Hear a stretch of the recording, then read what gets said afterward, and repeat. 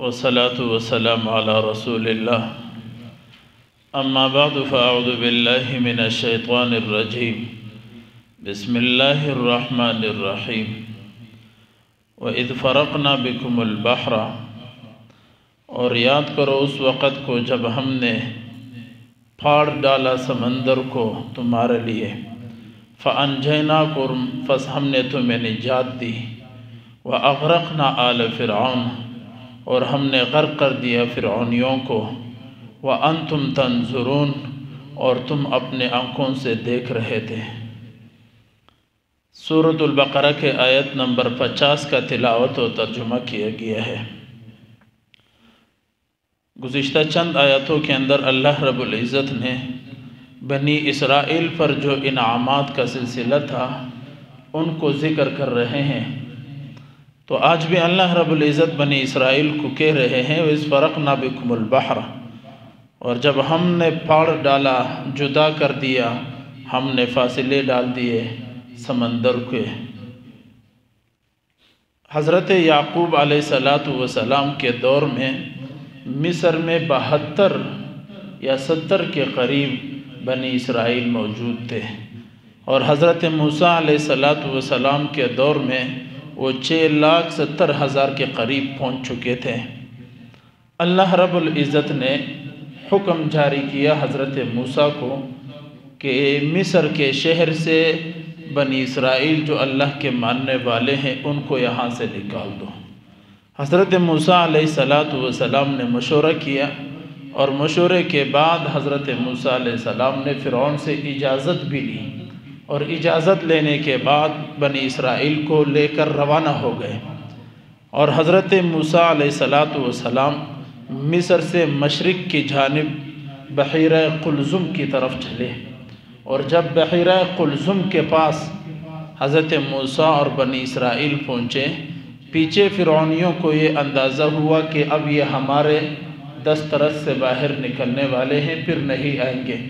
انہوں نے اپنے فورسز اور لشکر تیار کی، اور فرعون خود ان کا سربراہی کرتا ہوا موسیٰ علیہ السلام کے پیچھے چل پڑا۔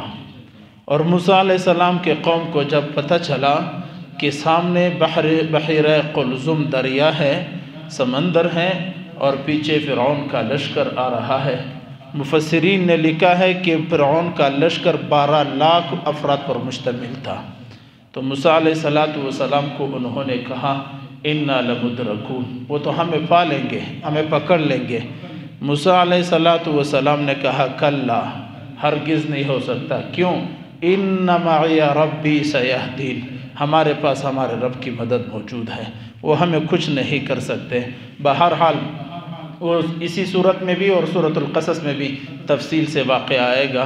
حضرت موسیٰ علیہ السلام نے فَعَصَاكَ الْحَجَرَ موسیٰ علیہ السلام نے جب وہ اپنی لاٹھی سے دریا کو مارا، اس کے اندر راستے پیدا ہو گئے، تو حضرت موسیٰ علیہ السلام بنی اسرائیل کے ساتھ مل کر ان راستوں سے گزر گئے۔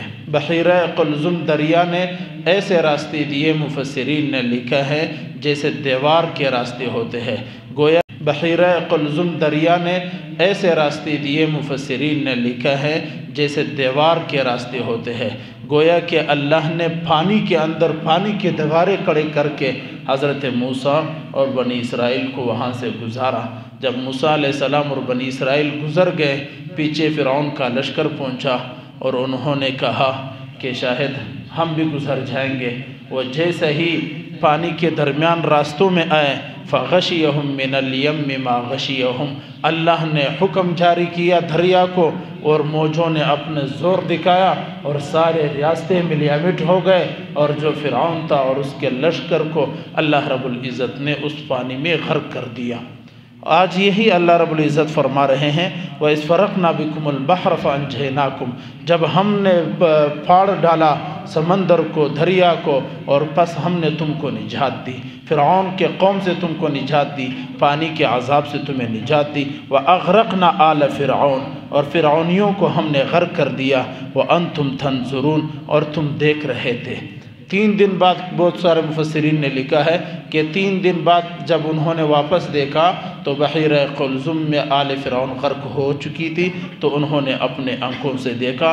آج اللہ رب العزت یہی بنی اسرائیل کو مخاطب کر کے کہتے ہیں کہ اللہ کو مت چھوڑو، اللہ سے الگ مت ہو۔